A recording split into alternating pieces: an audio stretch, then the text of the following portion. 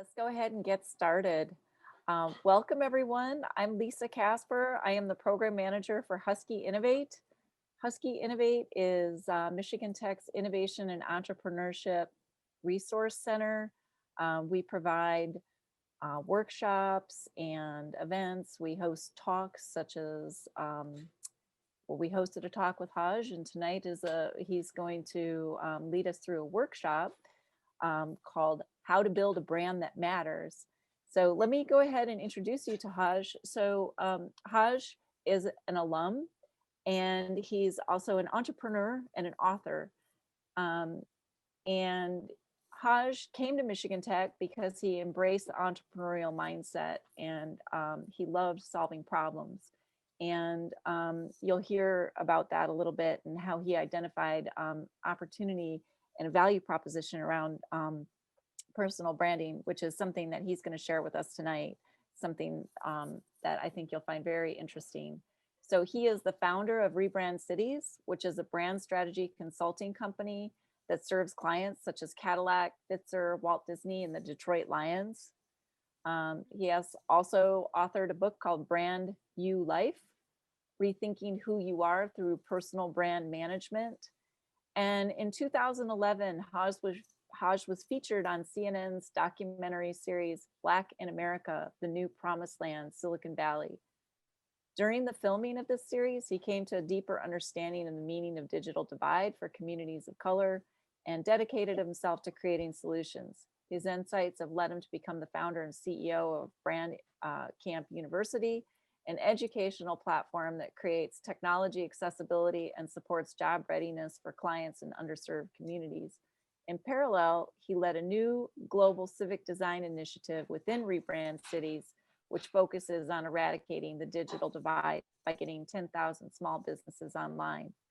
And Hajj is going to talk to us all about how we can understand our own value proposition with an entrepreneurial mindset. And so we're very pleased to have you here tonight, Hajj. Thank you for joining us. And with that, I'll pass it over to you.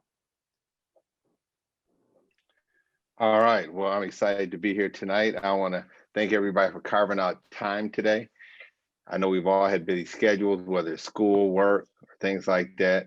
I know there's a lot of snow, in the world. I happen to be in Miami for a few weeks. I decided prior to all the polar vortex stuff that was happening, I just need to bring my family to a warmer place. And so that's kind of where we are. You can't kind of see the backdrop right now because I'd be backlit. So, and when I was explaining to everybody, because some people have said, well, like you're missing out on the snow. And I was trying to explain to them, it's all water. So snow is water in a different phase. It just happens to be liquid here. It happens to be in a more solid, phase in other locations. So I've had a kick out of just kind of sharing that with people, and people kind of give me the side eye like when I say that. So, but all good. So we're going to jump into it tonight. What I would like to do, if possible, I don't know if we can do. I always like doing a class photo. So again, I don't know if that's possible. If we want to turn our videos on, and we can do one. If not, then we'll probably just pass, because I think we only have 3 of us that are showing their screen. So if we want to do that, then we can do that real quick. If not, I'm not going to take it personal. So we'll give people just a few seconds to see if they want to be seen or hide behind the Zoom screen and whatnot. So, all right, I see you. Threw up the peace sign, letting us know. Okay, all right. Okay, let's see. I know there's a way to. Yeah, we've got some more that are unmuting their video. Yeah, come on, guys, unmute your video. Let's take a picture. So the world can see your amazing smile. All right, let's see. And I know there's a way to, I don't know how to do it though, but there's a way to do the view so that you can only show the people who want to be, I don't know how to do it. We're just going to just take a picture, and we're going to go from there. So I'm going to give everybody some warning. So I'm doing a count of 3. I'm not a millennial, but I'm going to take more than one picture. So I'm trying to learn that kind of stuff where, like, If you hand your camera to a millennial, you say, "I take a picture," you're gonna have about 20 pictures. If you hand your camera to somebody my age, you're gonna get a single picture, and it might not even be good, but you'll get one picture for sure. So that's just kind of how we do it. So we're still learning from the next generation. All right, so let's jump into it real quick on the count of 3, and give me your best smile. All right, 1, 2, 3. We're gonna do a few more. 1, 2, 3. 1, 2, 3. And just like my wife always tells me, she's gonna, if I shoot pictures and ask her to pick the picture, she's gonna pick the picture where she looks the best in it. And so that's what's gonna happen. I'm gonna pick the picture that I look the best in. I'm kidding, but I'm gonna try to make sure that it's the best photo for everybody. So, all right, why don't we jump right into it? But let me just kind of just lay some ground rules real quick. So, kind of how we're gonna do it is I'm gonna share my screen. We're gonna get into some. I'm gonna walk through a presentation, but I want to make this interactive. So, so we're gonna go online and we're gonna look at some of my social media profiles. What I think would also be kind of cool too is that if we wanted to, if we had some volunteers or people who wanted to, as we get to the social part, if you wanted to pull your screen up, just kind of warning everybody. I believe in doing family-friendly stuff. So, so we want to make sure that there's nothing that, that if a child walked by or your mother was watching, that she'd be ashamed of. And again, everybody's filter is different, but we just want to make sure that we keep everything, clean. So, and I'm sure Lisa would agree with me on that one. So, okay, cool. Agreed. All right, so let's just, and again, I don't expect any issues or anything like that. So, but I just wanted just to do the PSA so we can do that. All right, so let's jump into it. Let me do a screen share. And yes. While you're doing that, while you're queuing up, I just wanted to mention to everyone that if you have some questions and if you want to work on your personal brand after this session, because you come to the workshop, this office hours are available. Hajj is hosting office hours, and office hours will be available next week, Wednesday from noon to 1, and on Friday again from noon to 1. And I'll go ahead and put those office hours. I've got a link to those office hours, and I'll put them in the chat so you can sign up if you're interested, and you'll have them right there. And if you lose this or something happens, just let me know. And I think I just posted it twice, and you can just shoot me an email, and I can get you set up. All right. All right, great. So also too, so it's going to be interactive. So if you have questions that you're like, I don't want to forget this question, then just throw it in chat. I'll be scrolling through those as well. We're going to save time for Q&A at the end, but also I want to make sure that we don't just wait all the way to the end like for questions. So, what I'm saying? So throughout, so we'll be engaging also too. I know we have a reactions button down here, and if you do that, the clap or the hand, if you want to just do a thumbs up, if you like something that's being said, or clap. So why don't we could use the clap if somebody has a question. So say for instance, as we're going and I'm saying something and is, and the lights going off and is life changing and all of the other kind of stuff, and you have a question, so you can, oh wait, no, there's a raise your hand. Okay, yeah, all right. So I'm gonna do the raise your hand. So so if you have a question and you want to raise your hand, it doesn't mean that I'm gonna stop right at that moment, but at a break, I will stop and I'll try to pull stuff in. So if you have questions and you're like, man, I want to ask this question right now, throw that in there and we'll kind of just play it by ear. All right, so I want to make sure we have that. If you have to go to the bathroom, even though I know we're not physically in the same room, you don't have to raise your hand. You can just go to the bathroom, throw the screen off or whatever. And we want to make this as human as possible. So I want to be able to kind of just have a little bit of fun with that. So we're starting now and we're going to 6:30. We're going to make sure that we're on time because I know everybody has schedules and dinner and all kind of other stuff to do. So, all right, let's jump into it. Let me do a screen share and let's get this party started. Cool, and let's see how we're going to do. All right, so we got 2 hands on the side. All right, so today's session is how to build a personal brand that matters. At the end of the day, What we really want you to do is I want to help you to think about how to build something that truly matters. At the end of the day, getting good grades, getting a degree from Michigan Tech is extremely valuable. But ultimately, you really want to do the work that you love doing. And so building a personal brand is really about helping you to be able to package your story in a way that people can digest it and they can connect with you, right? And so that's part of the work that we want to do today. So a little bit about me: I'm a brand strategist, a founder, city builder, global citizen, esports investor. And so those are things to make up who I am. I have a BS in mechanical engineering from Michigan Technological University, and I got an MBA from Lawrence Tech. So I enjoyed my time. I'm extremely familiar with the UP and with Houghton and with Michigan Tech and the challenges that are presented there. I think when we're there, the ratio as it relates back to men to women, I think it was something like, I think there were 7 guys for every 3 women. So it was like, so the numbers were, you know what I'm saying? Those were numbers then.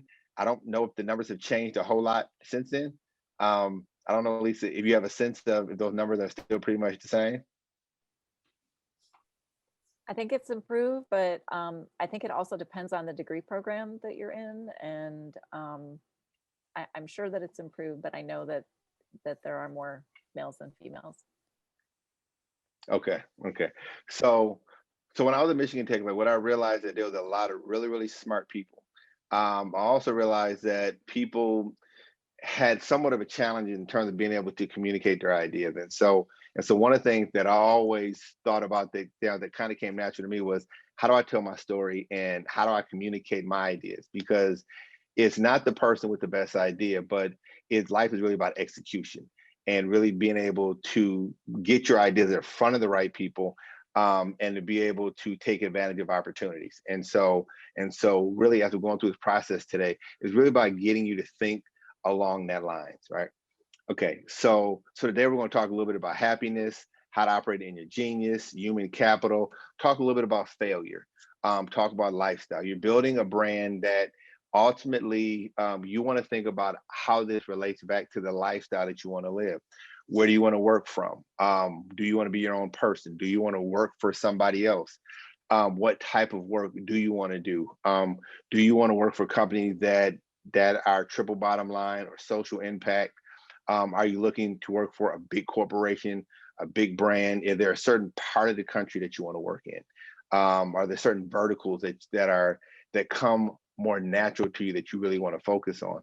And so thinking about all of those things are really, really, really important, because people who are successful, part of their journey is that they have a chance, is that when they do work that they love, they tend to pour themselves into it in a different way.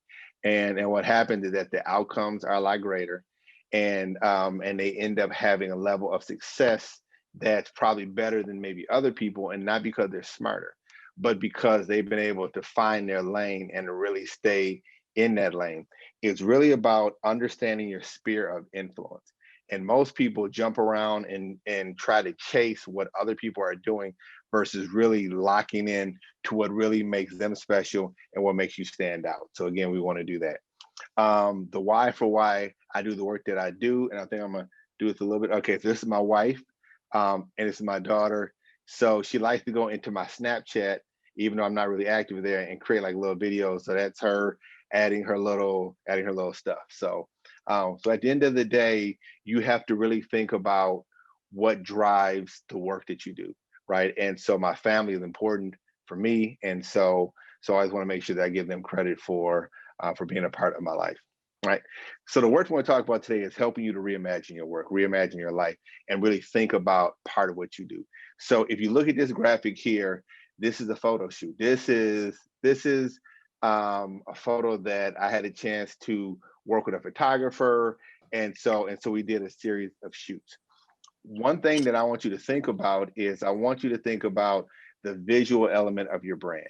And so the visual element has you thinking about how you communicate to the outside world, your style, all of the things that are connected to you. So I'm at a place in my life where I don't really wear a whole lot of suits. People can pay me enough to wear them, and I absolutely do it. But the work that I do, I can pretty much kind of wear what I want to wear. I'm still professional, but I will typically wear sneakers and jeans. I'll have a blazer or a shirt. My shirt is, is Ministry of Supply, a basic shirt, and so that's just kind of like, so that's kind of my uniform. And so a lot of stuff that you'll see, or even the glasses that I wear, right? So I've developed partnerships based upon the stuff that I do, and I've had a chance to work with different brands. So the glasses I wear, they don't cost me anything. I have a great relationship, and I work with a local company. But that's because of some of the stuff that I'm gonna show you that I actually do online. So again, I'm showing you this photo because I want you to think about your headshots. I want you to think about the photos that you're sharing online. Are they communicating who you are? It doesn't mean that you have to be perfect. It doesn't mean that your skin has to be flawless. And I want everybody to understand that they should be comfortable in their own skin. You cannot compare yourself to what you see on the cover of magazines because that's not real. People are photoshopped. People get a lot of work done to themselves. And so lots of times we try to compare ourselves to something that's not realistic. So again, you want to be the best version of yourself, and you want to be confident in what that is. But I want you to think about the visual element of the stuff that you do, because that plays a part in people making decisions, right? It lets people know that you care enough to look professional. You care enough to present yourself or package yourself in the right way. And so that's really, really important. One of the things that I think I forgot to do, I'm gonna stop sharing and then reshare. I want to show you this video clip. And so I think did I stop sharing? All right, so I stopped sharing. Let me share again, share sound. All right. So I don't know how many people have seen The Devil Wears Prada, but it is one of my favorite movies. And so here's a scene, and I wanna play the scene real quick. It's about 1 minute and 4 seconds or something like that. It was different. I didn't have a choice. Oh no, you chose. You chose to get ahead. You want this life? Those choices are necessary. But what if this isn't what I want? I mean, what if I don't want to live the way you live? Oh, don't be ridiculous, Andrea. Everybody wants this. Everybody wants to be us.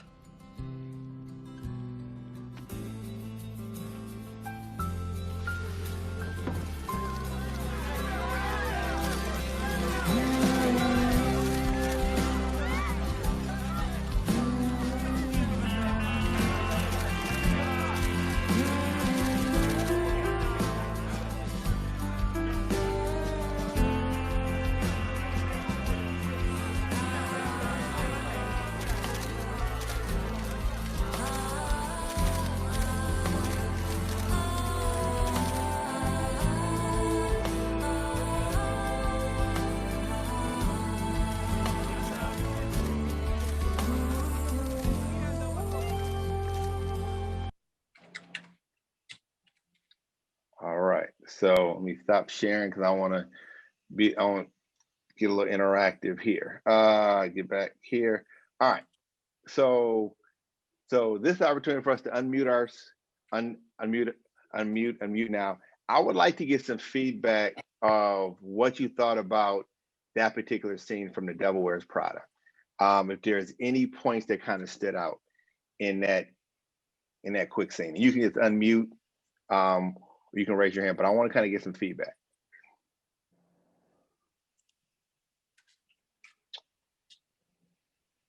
I didn't hear it too well in the beginning, but at the end, I heard the part about her saying that everybody wanted to be us. And just like from the body language, I could really tell that she didn't agree with that. So I respected the sentiment that she kind of knew enough about who she was to walk away. So I think that's a powerful sentiment, right? And so understanding and being comfortable and making some tough decisions, that if you watch the movie, there's some career decision where she decided to kind of go in a different direction. That's a good point. All right, anybody else? I kind of liked in the beginning when Anne Hathaway was saying something, and Meryl Streep stopped her and said, "No, you made your decisions." So that is something kind of I liked, that we make our own decisions in life.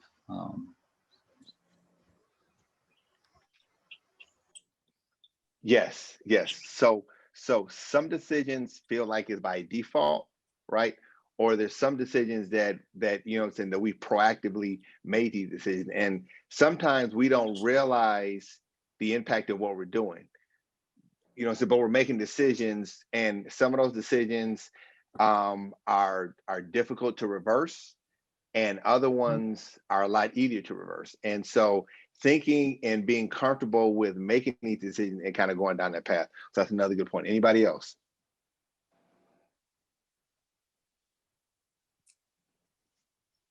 Okay, if we have a quiet crowd today. Go ahead. Just to quickly add, if no one has anything. And in the end, she actually decided on her own that she doesn't want to go there, and she left. So. Oh. Hey. Yeah.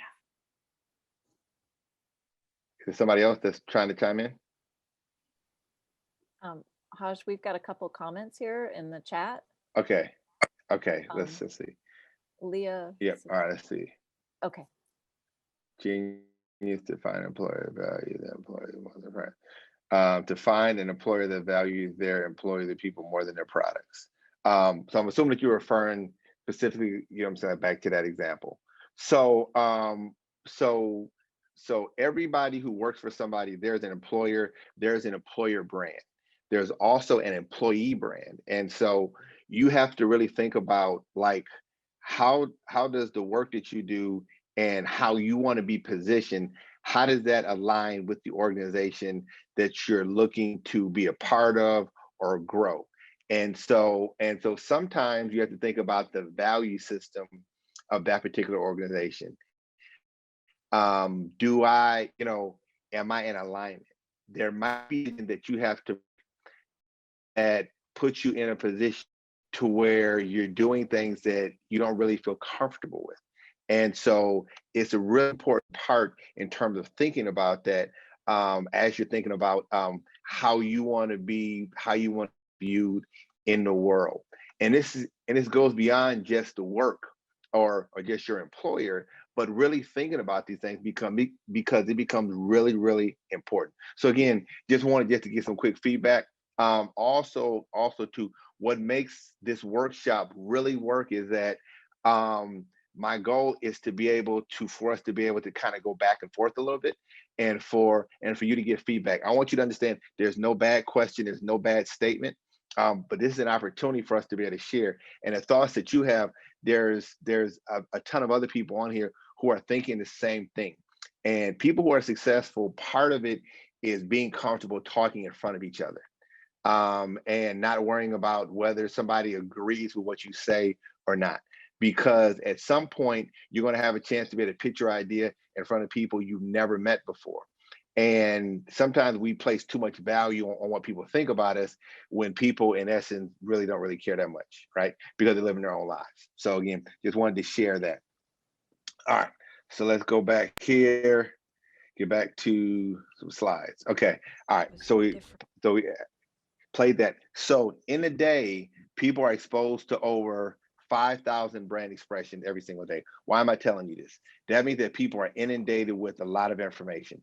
And so ultimately what you have to do in the work that you're doing in terms of developing your brand and communicating who you are is that you really have to cut through a lot of clutter.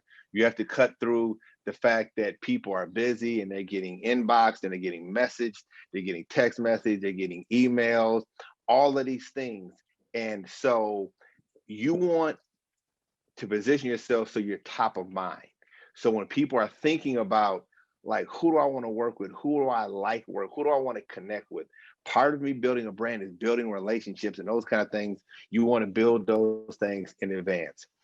I want you to think about what you're committing your life to. So lots of times we get into, man, what am I going to put online? But I was reading something in Google, so I know that it absolutely has to be true because it was online. So that's, you know what I'm saying, that's a false statement, right? But what I did read, it said that the average person is going to live something like 73 years. Me, I plan on living years, but if that number is correct, it ends up working out somewhere in the realm of 683,000 plus hours that a person is going to live. The largest activity in life next to sleep is work. And so the average person is going to end up working somewhere in the range of about 89,000 hours. And so the reason that I share this point is because I want you to think about what you're committing your life to. It's a lot deeper than what you're going to post or any of these other things. And the reason why I say that is that when you think about committing 89,000 plus hours to something, if it's something that you don't truly love, it's going to be very difficult for you to be amazing at it, or to be great at it, or to be breakthrough at it, or to dominate the space that you're in. And so all of us are going to switch jobs. We're going to switch jobs 11, 13 plus times in our career. We're going to switch companies for the most part at some point. And so even the work that you're doing, 9 times out of 10, it's going to change over time. What I went to school for, I don't do at all. Like I don't do engineering, even though I help people to re-engineer their lives. So that's shifted. So understand that what you're going to school for now, at some point in the future, you're going to be doing work that's probably totally different than that. And that's all a part of growth and development. So when we get into this idea of genius, at the top, go and about 5 minutes a day. And it really got me thinking about this whole concept of genius, because what I want each one of us to do is I want us to think about what is something that we do better than anybody else? What is something that we absolutely love to do? What is something that we have signature talents in and a skill set in? And that becomes really important as we begin to think about this. So I'm gonna give you an example. I used to play basketball at Michigan Tech. This is me. I weighed a lot less than I weigh now, right? And so now I loved playing basketball. And I thought one day I would go to the league. But there was one thing that stopped me from going to the NBA, folks. And that was talent. I just wasn't good enough, right? And so it didn't matter how passionate I was about it. And I was an okay player, but the passion didn't matter because the skill set to be able to eat and to do that was not enough. So when we get into this exercise here, so now I want to jump into this exercise. And what I want us to do is I want us to think about our genius.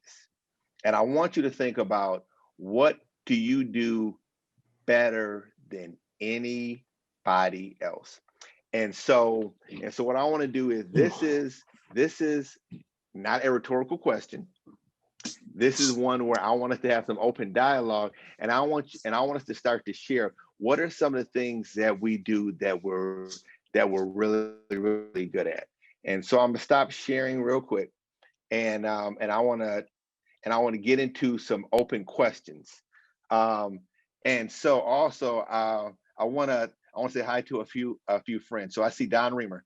So Don Reamer, I went to Lawrence Technological University. He was my favorite professor there when I got my MBA. And it looked like he snuck into the conversation. He saw it online because I was sharing and posting. And so Don, it's really great to see you. Matter of fact, we're going to be doing a workshop piece in Singapore. It's going to be all virtual. And so, you know what I'm saying, Don has been a very important part of the work that I do. So Don, I greatly appreciate you chiming in. Thank you. Thank you very much. It's great being here. Good seeing you. I'm listening and learning. I can learn from you as well. It's a journey of learning. We continue to learn. That's all part of the journey. Absolutely, absolutely, absolutely. So, all right.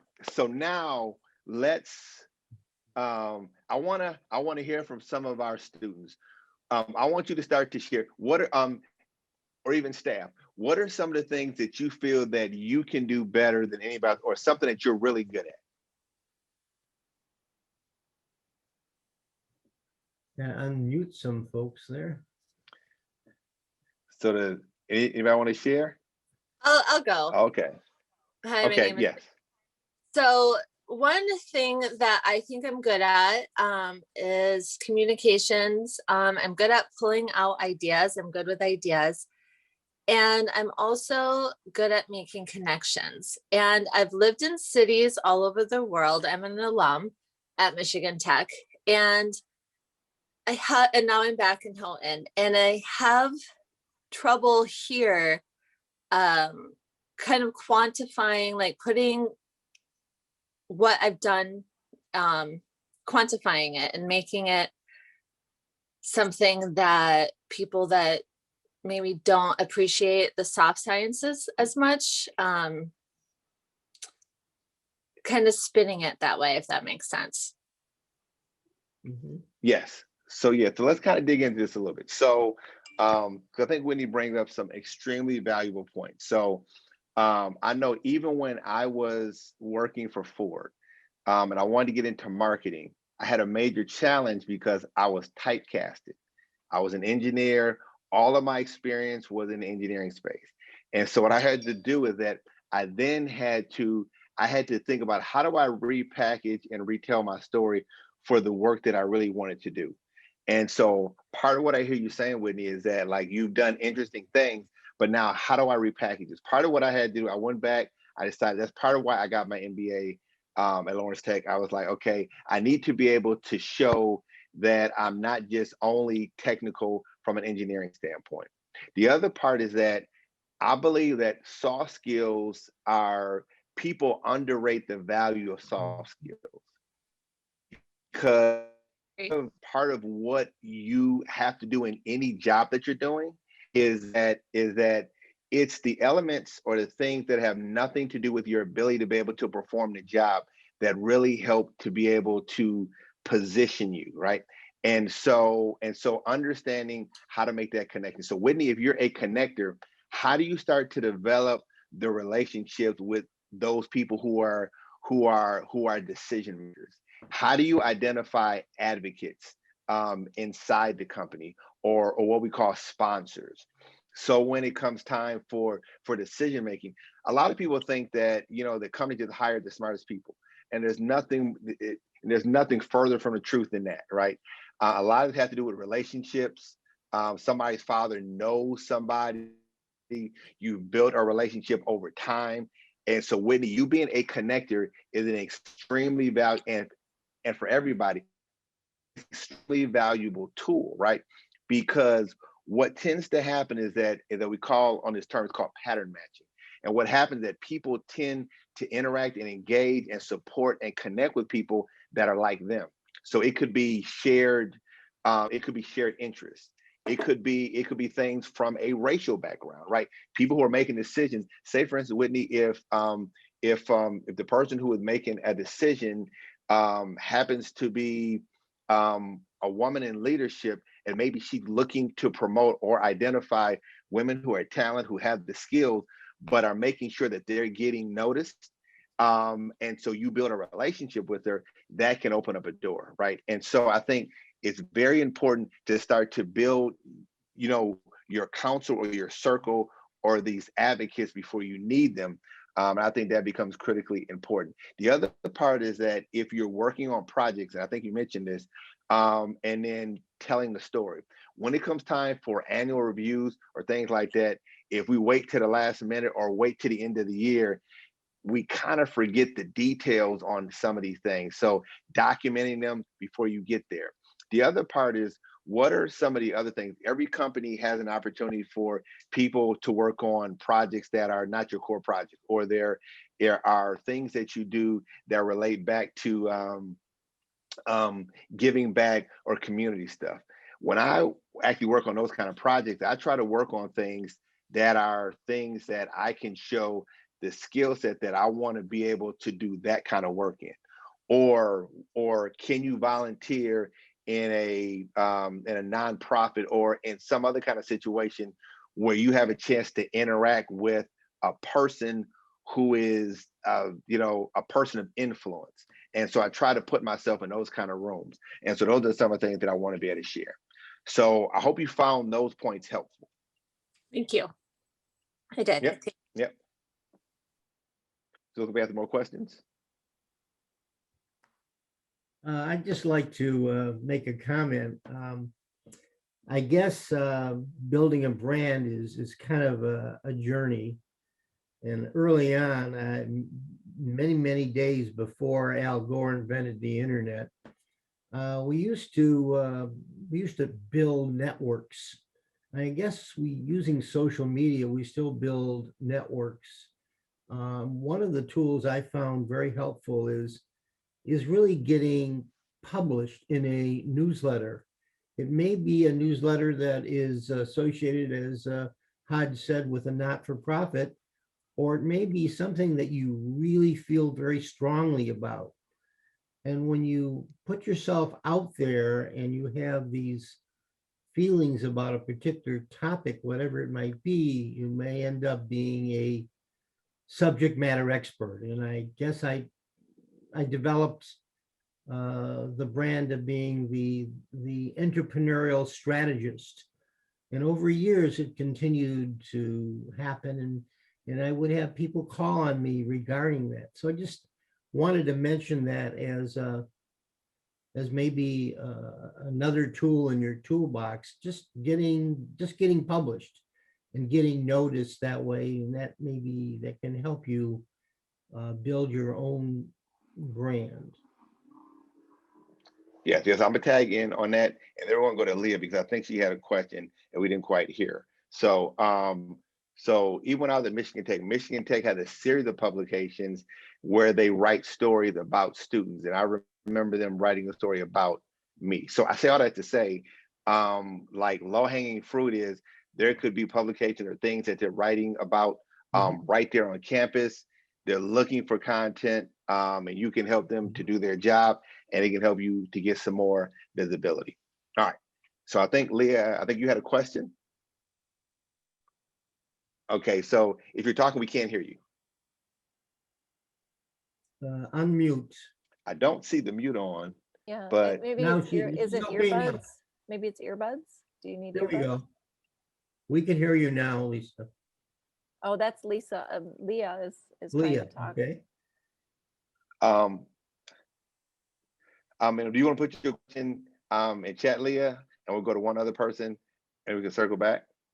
Okay. Any other question before we keep moving?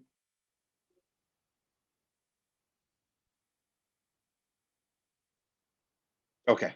All right. Okay. All right. So, so again, so the point is that even though you didn't share it here, I want you to start to document the things that that kind of separate you, or things that you are good at, or and again, it's not things that you are. So like, say for instance, I'm not going to put down I'm an amazing football player, because this is not I'm not trying to take this quantum leap of faith on that. What I will say is that I would document for me that I'm a connector, I'm a storyteller, those kind. I mean, I'm a people person. I love, I'm a creator. For me, I'm more left brain than I am right brain. And so I'm a visual learner. So when I'm sharing ideas, I share ideas from a more visual standpoint. So again, I want you to start to think about that. So ultimately, this exercise goes beyond just this workshop, and you start to create this avatar of yourself that starts to identify the characteristics that that are things that you want to surface, so that when people are looking for the kind of connection and the opportunities, then like you can clearly identify and pinpoint these items. So again, wanted to be able to share that. All right. So as we jump back in here, when you start to build a brand or think about a brand, there's this contrast of what is versus what could be, what is versus what could be. So if you think about education, the educational system, it tends to put people in a box. And so I'm gonna use my daughter. This is my daughter when she was younger. And so part of the story is that for art, the class was on Wednesday at like 11 o'clock. And so when they were teaching her to design, how did they teach her to design? The way they taught her is that you write on a square sheet, you write on a rectangular sheet of paper, you have to color in between the lines. What we had to teach her is how do you reimagine creativity? So we showed her that she's not bound to a sheet of paper, that the world is her canvas, and we created a chalkboard wall and allowed her to color outside the lines. I'm telling you this because I want to challenge you to push back on the system that are set in place for you to be successful. Because these are the things that there's typically a basic structure, but those that our society remembers are those who break the rules. I'm not telling you to break the law, but I'm challenging you to break the rules of what's normally done, right? Because those are the people that are going to stand out. And so I want you to think about this from a creativity standpoint. So by a quick show of hands, does anybody know what this structure is? I think it's an art museum of some kind. All right, I can't see all the hands or anything. So this is a library, and it is in Seattle, and it is the Seattle Central Library. The library looks vastly different than the library that I grew up in. So this library has seats, it has coffee shops, all kind of things. This library here was built the same year. This library feels more traditional. It looks like something from Washington, right? And so the difference is, even though they had two totally different budgets, these are two totally different experiences. And so when you're designing something, are you designing something purely for utility? When you're telling your story, is it just a story based on utility, or are you thinking more creatively? The Seattle Central Library has coffee shops. People can date in there. They can do all kind of cool stuff. Here, you're going to go get a book and you're probably going to leave, right? And so I want you to think about even the project that you're working on. How do you look at it from a more creative lens? And this right here is the Livingston Public Library. All right, so now we're going to show you another screen. Does anybody know what this is? And if you want to unmute, and you can just say like what you think it is. All right, we have a lot of shy people online tonight. That's okay. All right. This is a parking structure, right? Yes. I mean, who said that? That was Eric. Okay. All right. You are the man. This is absolutely a parking garage. You obviously go to Michigan Tech. You are brilliant. That was a great answer. And you weren't scared to share that answer, right? So this is the 1111 Lincoln Road, garage. But some of the other things that they do in the garage is they do yoga in the garage. They have weddings in the garage. Why am I sharing this? I'm sharing this because I want to expand your mind from a creativity standpoint. Because what happens is that we're given assignments at Michigan Tech and we follow the instructions. And we follow, these are the 5 steps of doing whatever it is that we do. And the challenge with that and the problem with that is that we're going to get pretty similar answers because we tend to try to communicate the answer that we think the professor or the teacher wants to hear, right? And I want to challenge you to get outside of that box in terms of what creativity truly is. And so what kind of work do you want to do? I do the kind of work to where I could relocate my family to Miami for 3 weeks. I'm going down to the beach doing all kind of other stuff, but I could do it from wherever because I chose to take a path that's less traveled. Now there are some bumps and some challenges with that. But again, I want to get you thinking from a more creative mindset. As we start to look at brands, and here's one of the examples that we used like the other day is thinking about brands from a water standpoint. So I want you to think about, look at all of these bottles of water, and I want you to think about your life, and I want you to think about yourself. And think about, do any of these bottles of water emulate or connect to who you are? And I see Don holding up a bottle of water, right? And I didn't tell him to do that. He just kind of doing it on his own, right? So now we can look at these bottles of water and we can make a decision. Am I the water all the way at the end, the more inexpensive? I'm basic. I'm not trying to be like packaged in a certain way to where I'm this shiny thing that everybody sees. I'm more in the back. Or am I the Voss bottled water? Am I the bottle, that's more it has a more modern look, and I'm thinking about certain details. You can look at the essential water, and so it focuses on things that are more health related. Are you a more socially conscious person in terms of how you communicate your story to the outside world? And so as you start to think about this, I want you to think about how do you want your story to be presented? How do you want that to be shared as people connect with you in the outside world? Because that's part of your story, right? People make economic decisions based upon all the information and the things that you share. When you think about a brand, it's a series of stories, memories, relationships, and all of these things. When you pull them together, it drives the economics of every decision, or drives the economics of your life. And so really the purpose of what we're doing is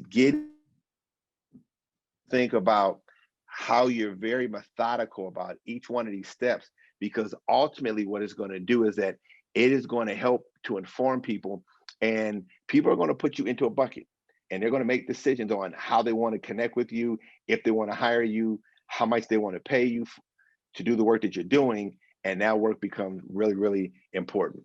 Brands are an empty container. So that means that you have to give context to your story. Nobody can tell your story the way you can.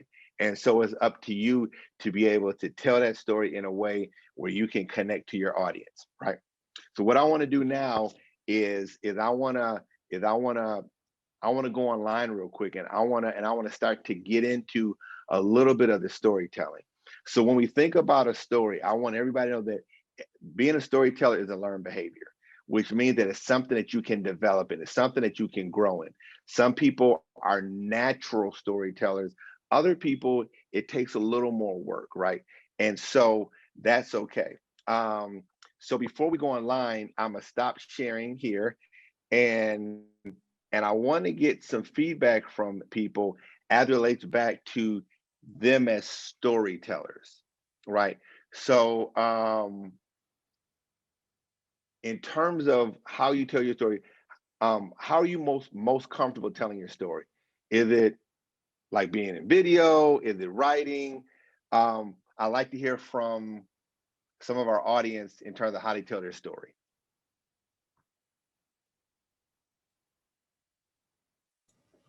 I can jump out there and say I struggle with it. I think it's the hardest part of it. I never know like which part of the story or which part of my story to tell.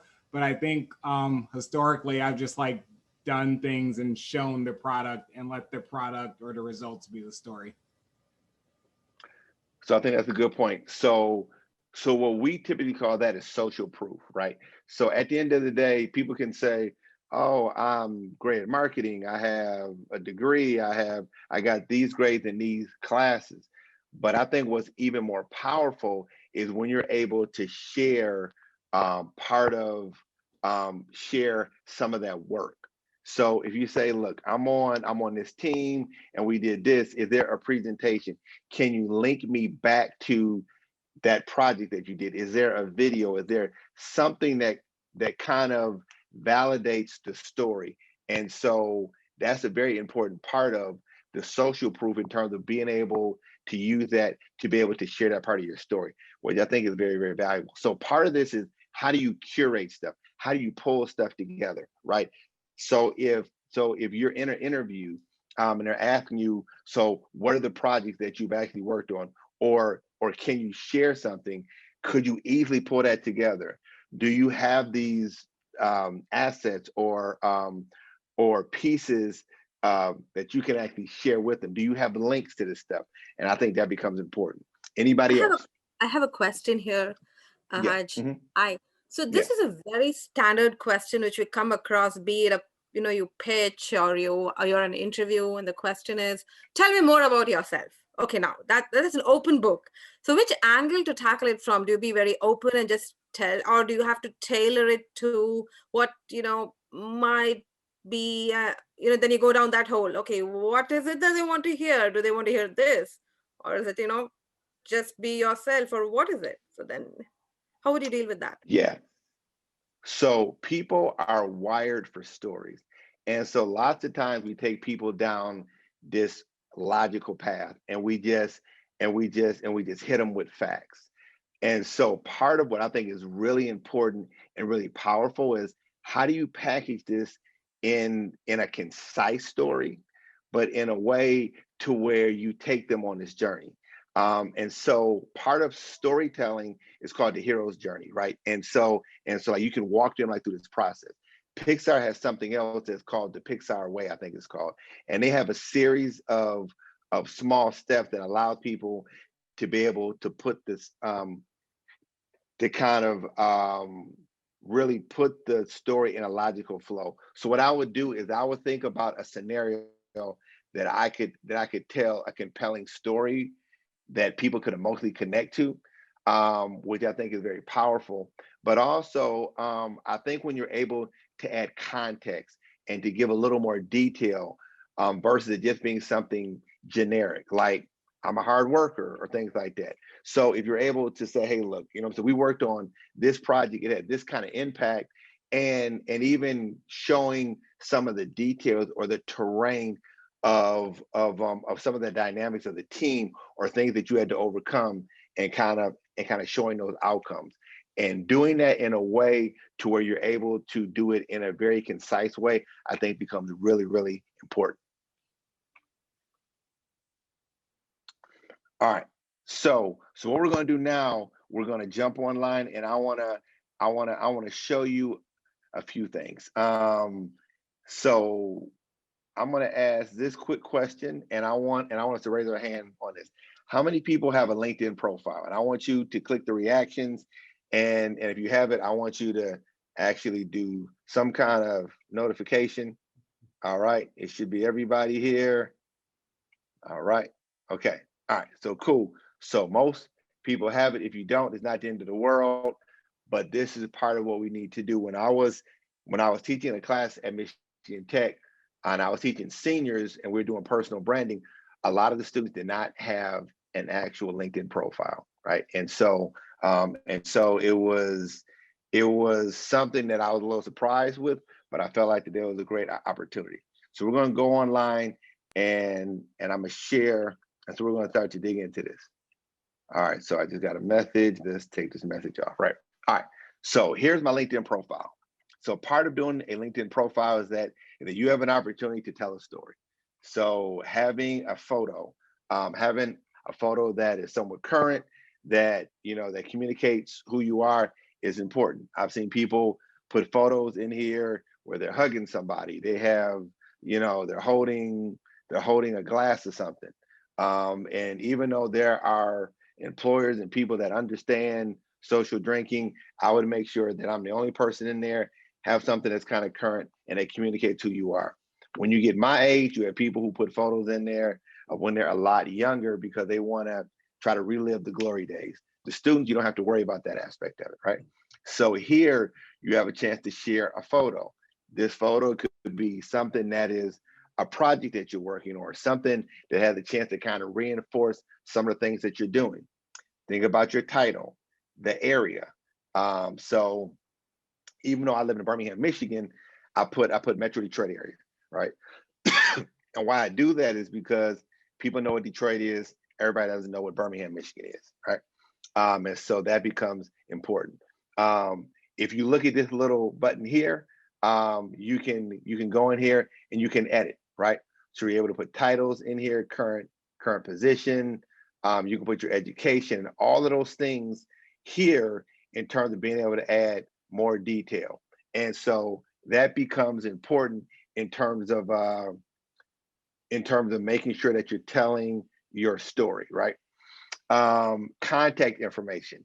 You can put in websites, address. So I have a business address that I put in here.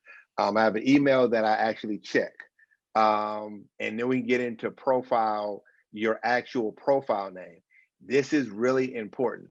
Part of what people don't do is that if you have an actual profile, what you might have is this alphanumeric string, and you haven't reserved your name. So now, if I had to share with an employer or somebody else, I could give them my actual LinkedIn profile, which is linkedin.com/Hajj Flemings, right? So without them doing all this search and trying to find me, I can give them a very specific link. And I think that is important, right? And so making sure that this is set up properly is going to be important. So I want to make sure that you actually do that. When you start looking at connections and look at your network. So I think I have over 10,000 connections or something like that. Let's see what I have. I have quite a few connections, right? Quite a few people. I have thousands of people that I'm actually connected to. What I find valuable in LinkedIn is that it's not about the first degree connections, it's about the second and third degree connections. So if I was to go, let's just do a search for Nike, right?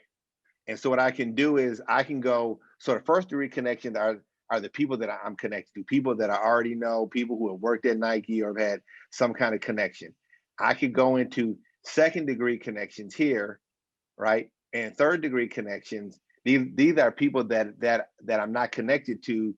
And I realized that there's somebody that I know who know the VP of strategy at Nike. There's people who know a visual engineer. There's, the former president of the Nike brand. So now I can start to think about who are the people that are connected to them.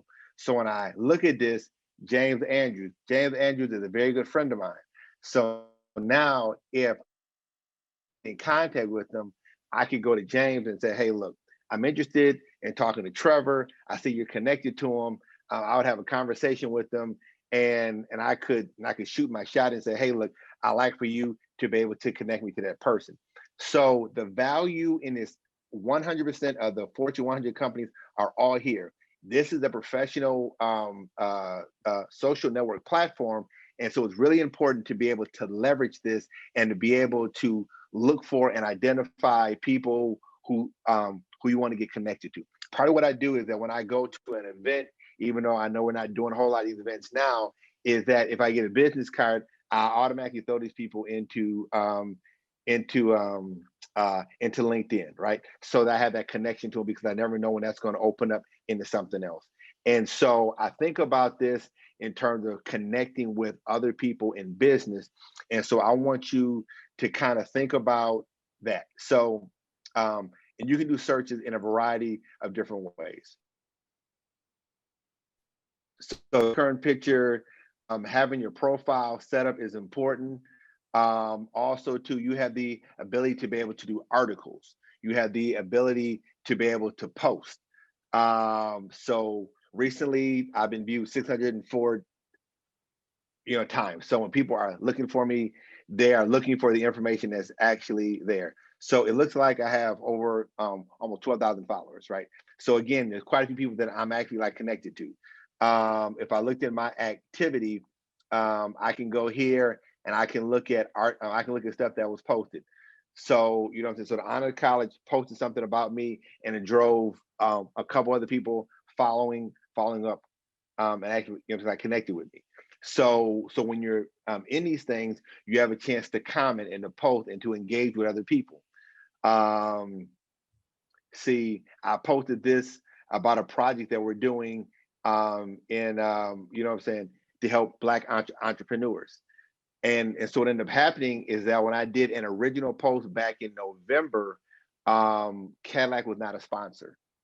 But after they saw my original post, they reached out to me, and we went from just doing a workshop where we were going to just provide information. That then changed us from giving away $5,000 to giving away $50,000. And it was basically from that particular post, right? I'm gonna show you a couple more social networks, and then I wanna do a few more slides, but I want to get into some questions. But again, I wanted to be able to show you just a few basic things with LinkedIn. So, but are there any questions before I move into some of the other social media platforms? Are there other questions that you have about LinkedIn? You're doing a good job of telling your story, Hajj. I'm trying. You certainly are. It's a great story. Thank you. Thank you. Yes. Hajj, we do All have right. a question. Okay, so from nobody Leah. wants to ask a question. Okay, there's no. Oh, wait. Okay. Okay. Let's see. Can you hear me, Hajj? Yes. Okay, If so you wanted to Leah- say the question. Yeah, sure. Leah posted, her question is, what about a recommendation on professional email versus personal email on LinkedIn? And do you share if you're open to recruiters or not?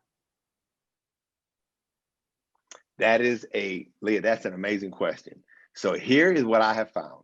I have found lots of times, and this is typically with a younger generation, they have handles that have birth dates in there. I've seen people use words that I wouldn't use in there, like red hot or whatever. They start using terms in there that and maybe that's your gamer handle, and you're a gamer, and so it fits there. But from a professional standpoint, I would definitely have something else. So even if your professional handle is just a Gmail account, that's fine. If you decide that you want to take it up a notch and you want to start to develop your own personal brand, I think it's important for everyone should secure their own name. So my daughter has her name, she doesn't use it, but I have HajjFlemings.com. So if you wanted to create content online and create an actual website, you can absolutely have that. Worst case, I would use Gmail. It's pretty standard. It's professional. I would use my name. If you have a common name, then you can throw an extra letter or character in there. And those things I think are really, really important. But using a professional one, I think is really solid. Also, too, I would also try to make sure that it's current. I've seen people still using Hotmail and AOL. And again, sometimes I've seen people use AOL because of the nostalgia. Most of the students online, I don't know if you were around when the AOL days came out, we had CDs that came to the house and you heard that little sound. But I would make sure that whatever I'm sharing is not outdated or shows that I'm not technologically savvy. Okay. Any other questions about LinkedIn? I guess I have one. This is Abby here.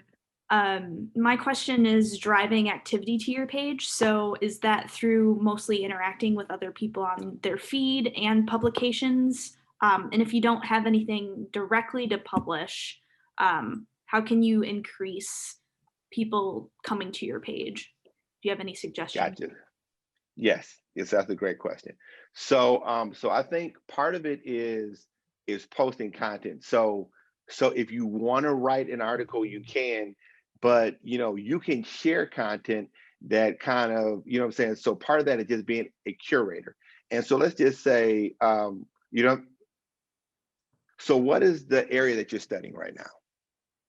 I'm an alumni, so I have dual degrees, one in psychology, one in communications, and I'm looking into user experience, research specifically, but also design. Sometimes share some posts, a part of a couple of groups, and just looking for, I guess, more content to share, or maybe writing a Medium article. I don't know how often people check those or actually interact with other people after you write that content. So yes, I think that's a great point. So so when you're creating content, part of it is how can you cross-pollinate the content that you're creating? So say, for instance, if you do like a Medium post, you could have a community that is following all your content in Medium. You can also take that and you can reshare that inside of LinkedIn. You can share it on your other social platforms. And so what I would do is I would absolutely repurpose that content. I would also take the article that I had in Medium and I would create an article that lived inside of LinkedIn as well too. So I would take that same content and I would share it on all the different platforms, and I would share it natively if possible. And what I mean by natively is that so I would put that content specifically in LinkedIn. I take the same content and I put it in Medium, versus just sharing a link inside of LinkedIn. The other thing is that if you want to position yourself as a subject matter expert, I would be pretty consistent in the content that I'm sharing. So if there are things that, whether it's user experience or if it's more things in the psychology space, I would be sharing content down that space. It could be a book that you just read. So say for instance, if you're reading a quote or something like that from The Art of War, right? The Art of War has people thinking about winning without fighting. And there's a lot of psychological elements to war. People, so fear is an extremely powerful tactic, especially when you don't have to act on it, right? And so there could be a series of things. So I would also think about, what is my content schedule? And so coming up with something that is manageable for you. That might be, look, I can only commit to once a week, and I'm not creating an original piece of content. I'm sharing something that I found interesting, and it could be a YouTube video, it could be something else. But people get really consistent with, knowing that you're going to publish on Monday at 9 o'clock, and they come to look for that. Responding back to comments. So if somebody comments, then you want to be able to respond back to them. Commenting on other people's stuff becomes important. And so those would be some of the low-hanging fruit things that I would think about as you're thinking about doing that. So I hope you found that helpful. Yeah, very much so. Thank you. Okay. Does anybody else have another question before we get into some of the other platforms? And then we're going to open up the floor, but I don't know if anyone has something specific about LinkedIn. All right, so we have a quiet crowd today. It's all good. All right, so I'm gonna show you Twitter. So if I go on to Twitter, you have about 140 characters to be able to share your bio. So everybody should have a bio. And then you have to break that information down. When I first started out, I thought that I thought the goal was, let me just have a big long bio. And so I had like a 2-page bio. It was filled with a whole bunch of fluff and stuff that really didn't matter, because I thought you needed that. And as I realized, and as I started to really hone my craft, I realized that I would do myself a disservice. So whatever, like the long bio might be 3 or 4 paragraphs. You also need to be able to break that down to a paragraph, break it down to 2 or 3 sentences, and in social media, typically about 140 characters or less. You want to put in digital breadcrumbs. So if there are other things that you're actually working on. So here I brand people in cities. So I'm a founder, and I have links to other actual companies that I actually run, and I put those in there. So a big project that we're doing now is rebrand.black. And so I put this in there. I can easily go in and I can make these changes and I can make these adjustments, right? And so it's really easy to be able to do that. So the social media profile picture that I have is that I have it with yellow. The reason that I do is that when people are scanning through and they're looking at different posts, my profile picture is going to stand out because I have the color yellow behind it, right? And so that's another reason why I'm sharing this very, very specifically. When you're sharing posts, the content that you put in the post is important, right? So part of what I do is that understanding how photos are optimized for social media. So I have a photo here that is optimized so that when somebody's scrolling through in the feed, the whole picture comes out. Sometimes people will put a square in here, and when you look at it, you'll get only part of the picture. So making sure that your posts are optimized, having links in there is important. Having threads or things like that to be able to tell the story really becomes a very important part. And so every social media platform operates differently. And so understanding how they operate becomes important. I'm gonna shoot over now and I'm gonna show you my Instagram post, right? So now, the same post that I just showed you, like for the accelerator, I have it as a square. I could show it the other way, but also this way you have a bigger picture of me. and it fills up the entire space, right? I also humanize who I am. So here's a picture of my daughter. Here's some of the stuff that is important to me. I celebrate people like Amanda Gordon because I want people to know the things that I'm interested in, right? And so it's kind of a gallery of who I am. I show that I'm relaxing. I show myself eating at healthy places. For me, fashion is important. So I'm showing the stuff that is brands that I rock with.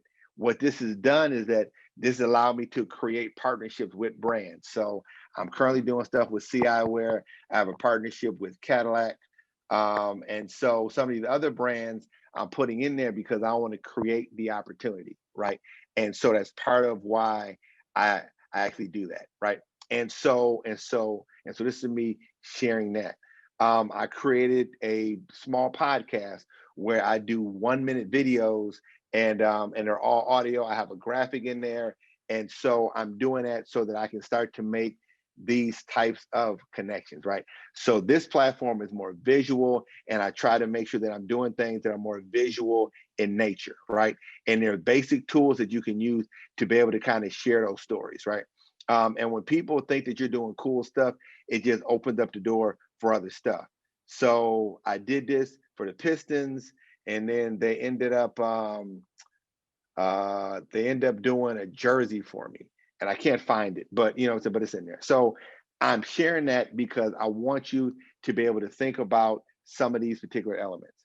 I wanna jump to one other point, and then I want to open up the floor for some questions. So let me get back to my slide. I'm gonna skip ahead a little bit to this slide. And so thinking about personal brand capital to me is important.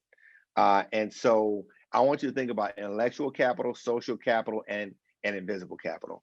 So every single person on here is brilliant. You're very good at what you do.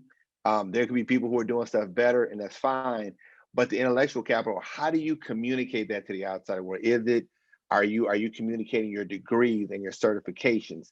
Are there other things that show your acumen and your ability to be able to process and to be able to deliver high performing results? Social capital. What are your connections? Building these connections. We call these front end connections and back end connections.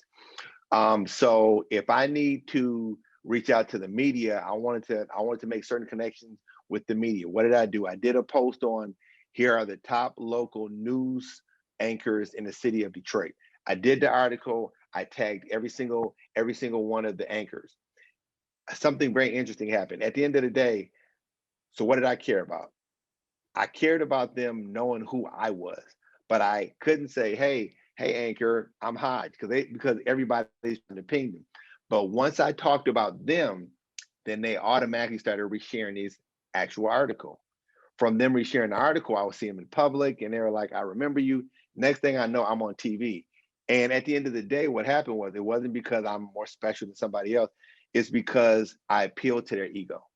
And I focused on them, and I ultimately got what I wanted, which was I wanted to be able to promote ideas that I had, but I had to show an interest in somebody else. The other piece is invisible capital. The reason invisible capital is so important is that, and I think Whitney alluded to this earlier, it's the ability to be able to make a connection and to show the value that you bring that goes beyond the work that you can do.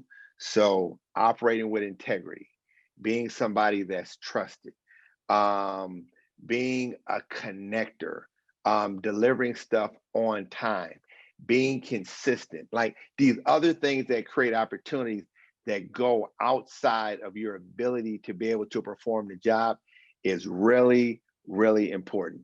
Let me hit a couple more quick points, and then we're going to open up the floor for questions. So when we think about creating a brand, part of you creating a brand is this footprint. And in this footprint, I want you to think about mental real estate. I want you to think about how do you position yourself to be the only solution in the mind of your end customer? Digital real estate. So online, have you secured all of your handles so that they're consistent in social media? From a domain name standpoint, have you secured that so that somebody else doesn't actually like secure that? And then in your location, being the go-to person in your location becomes critically important. So what I want to do, I have other slides, but I want to unplug right here, and I want to save time for questions. And I can see that people have put some thought into some of the stuff that's over here. So I don't know whether if Lisa wants to help me to be able to distill some of the questions of the main point of those questions. But at the same time, what I want to do now is I want to open up the floor so we can spend the last 11 minutes really kind of dialing in and answering specific questions that you have. And Hajj, if I could just interject, I see that some of these questions in the chat are a little bit longer. So what I'm going to do is I'm going to repost the office hours. And it's not a rhetorical question, folks. Yep. Oh, I'm sorry. I'm going to repost yes. the office hours so that folks, if some of their questions aren't answered, they also have another opportunity to come in and get some, ask their questions there too for the longer questions. Okay. So. Okay. And I also see that Leah has some questions, but go ahead. And I'll start to read through her question, but if somebody has a question that they want to ask right now, you can go ahead and do that.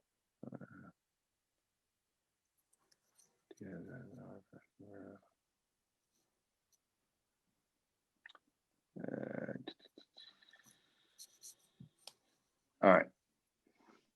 So it looks like, so even for Leah, it looks like, so in the sales role, how do I do this? Well, how can I calculate deduction per quarter?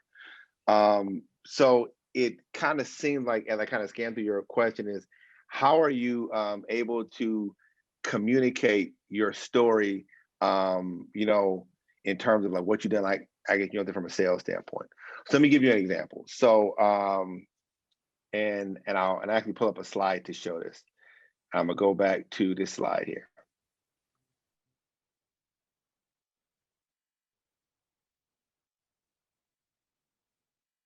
So we came up with this idea that, that and do something, like, I guess, like during the week. So went to all these sponsors, weren't able to get anybody to kind of bite on it. So I came up with this idea, put it in Facebook, and just created something. So that day, so the media saw it, they just started coming out. So it was on all the TV stations saying Detroit's largest selfie is coming. Nobody called me. The TV station just started reporting on the story. The interesting part that happened is that people came out that day. It ended up being seen by 8.2 million people. It got picked up by Good Morning America. And so by 88 different TV stations.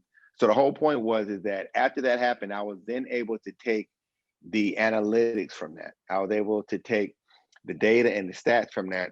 And I was then able to go use that to tell a story to go secure funding for other projects. And so what I'm saying is that how can you take a story, look at that data, the story, to be able to pique the interest of whoever your target customer is. So I wanted to be able to share that example, just so you could just have something to reference as it relates back to how do you tell a story and being able to use something concrete.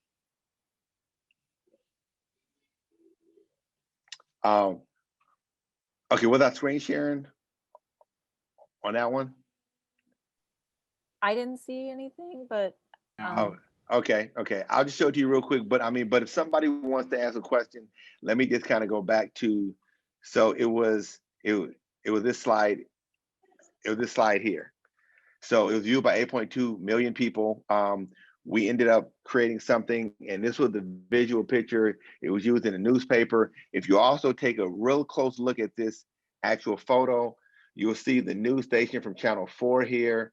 The guy next to him was from Channel 7, and behind the screen over here, it was Amy Andrews. What ended up happening is that the media told me the next time you have something, they gave me their phone numbers, their actual specific information. They wanted to break the information. And so they said, contact me directly next time. So I just wanted to visually show this to you, but it was just an example that I wanted to be able to quickly share.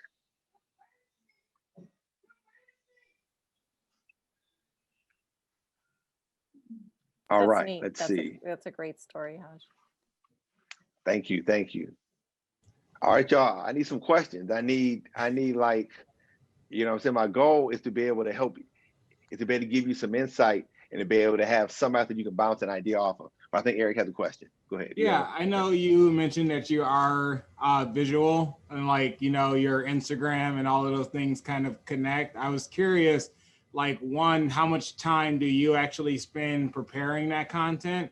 And then two, for the people where, you know, that gear isn't natural, what should we do? Okay, I spend way too much time on it. And the problem with it is that it's a slippery slope. When you start doing that kind of stuff, you can spend all day and you can spend way too much time on something and the value that comes out of it doesn't always align, right? But then there are other things to where there are people that share really good stuff. There's a guy by the name of Shane Parrish, and he has something, it's called the Knowledge Project. Stuff is not visual at all. He has blog posts, there's no photos in there. The articles are, you know, are somewhat dense, right? But the information is amazing. And I follow that information because I find it very, very powerful. The reality of you sharing a story and sharing information is that everybody doesn't learn the same way. And there are going to be people who appreciate the information that you have. And it could just be a blog post that has a series of links that has no pictures in there. And again, you don't need everybody to consume your content. Seth Godin talks about tribes, right? And so how do you identify your tribe, right? You could have, say, if you're an entrepreneur, right? You could have somebody like, would I rather have 100 people paying me $95 a month or 10,000 people following me? I'd rather have the smaller number and the people paying $95 a month, right? Because that's going to be more valuable for me. So if people just want superficial numbers and just have all these numbers of people following you, that's one thing, but I think the other part is important. So I just saw this question about favorite books. One of my favorite books is Outliers, and that's by Malcolm Gladwell. He talks about 10,000 hours. There's nothing magical about going from 9,990 hours to 10,000 hours. The magic is deep domain knowledge and understanding your sphere of influence. And so when you understand that, you begin to spend more time and to be able to understand the space that you're in. This concept is also shared by Warren Buffett and Charlie Munger, right? So they're the principals and they run Berkshire Hathaway, right? And so they talk about circle of competence. Circle of competence is how do you identify the space or your area of expertise. And it's not about how big the circle is, but about how you stay within that circle. And what they do, they shared this in 1996 in their investor meeting. What did they do? They talked specifically about investing in stuff that they're knowledgeable on. And so those are some of the things that I wanted to be able to share. So, and so it looks like Leah has read the book, Strangers by Malcolm Gladwell right now. I have the book and then it would take me too long to read the book. So I do audiobooks. So I'm also going to share this too. In terms of building a brand, reading is important and you're probably inundated with all kind of stuff. So what I end up doing now is I end up buying books 2 or 3 different ways. I'll buy the hard copy book because I like going through it. I'll buy the audio book. But then if I'm doing research, I'll buy the book in Kindle because then I can just do searches for content. I can find stuff. So there are different ways that I'm actually able to expand my thinking. All right. All right, more questions. I know we have a couple more minutes, but are there any more questions? I'll throw a quick nugget out there. I do the same thing, but I don't think I have the budget you have. So the library will give you all those things for free. There is a way. So what I love about what you're saying, Eric, is that like life is about leveraging resources, right? And so finding smart ways to get the information is important. So I love that, right? And when I was in college, I was collecting cans. I didn't have a big budget. So like I wouldn't be able to do what I'm doing now. But again, that's a smart way to be able to do that. Are there any more questions? I know we have to, to give a few notes for our next session. Yeah. So what I would like to ask real quick, so what did you get out of the session so far? This is the first of a two-part series. We have office hours, but I wanted to hear just some, if there's anything that you got out of this, I'd love to hear that. Or if there's something that you wanted to hear that you didn't hear, I'd love to be able to get maybe some quick feedback as well. And again, I'm not going to take it personal. So if you're sharing something, I'm going to take it in a constructive way. So you don't have to worry about hurting my feelings. I just want to mention, I really enjoyed the discussion about LinkedIn and Twitter, how it's utilized and how you can leverage that. It's just something that maybe I need to do a better job on. But I really thought that was really right on target. And I also enjoyed your performance. I thought that was excellent. Really enjoyed. Your check is in the mail, Dom. Your check's in the mail. And thanks. And really your passion and enthusiasm. I mean, that is, we often do not talk about it in terms of behavior, but I think it's so important, particularly when you're an entrepreneurial engineer, and you absolutely are. It's quite evident. Thank you for. All right, thank you. Sounds like an A+, Hajj. Sounds like an A+ from your professor, your former professor. Yeah. I would All right. follow up with Don saying that content is king, but it's also about how you interconnect that content and really share it and track it with some analytics to leverage it. Like you said, leverage your resources. Yes. And also making connections with other people. So also too, this is really important. We tend to follow people who think the same way that we do. And so we get into this infinite loop of like groupthink and thinking all the same way. I want to challenge us to follow people who have opposing views that we respect, to be able to get a different worldview on stuff, to push back on kind of how we see the world. So as you're creating content, you're not creating content that's just the same as everybody that follows you. So I wanted to be able to add that in. Okay, wonderful. Thank you. All right. Yep. Well, it looks like we're at a little past, it's 6:31. So anyway, I wanted to thank Hajj for joining us today.